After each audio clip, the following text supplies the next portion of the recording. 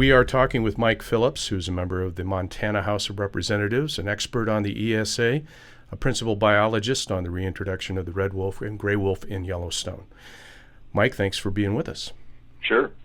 My pleasure. Generally speaking, what constitutes success under the ESA? Well, I think there's at least three measures, Tom. First, and perhaps most important, we prevent species from going extinct.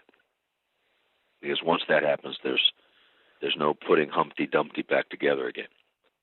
And then a second measure of success would be for a species listed as endangered, we're able to downlist them to threatened.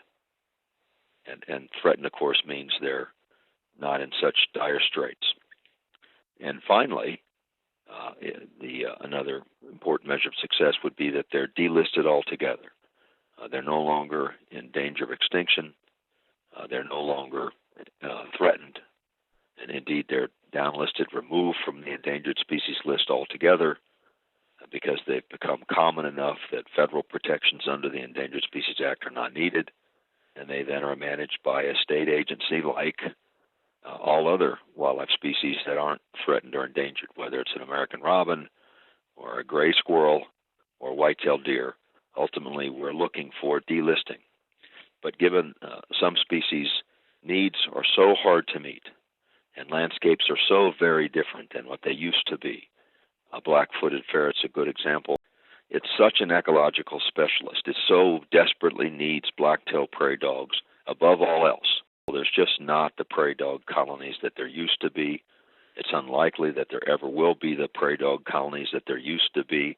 There's simply too much private land, and too many landowners simply don't want prairie dogs, in many cases for very good reasons, and the country will not put upon them with great insistence that they accept prairie dogs.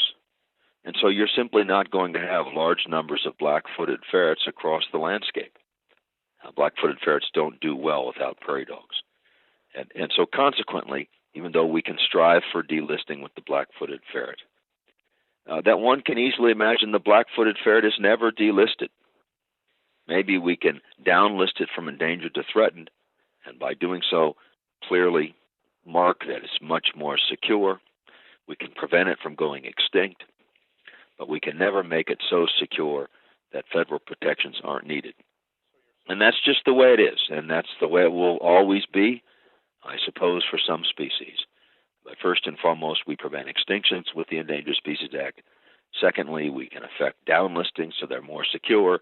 And finally, in some cases, we can delist altogether and turn management over to state agencies.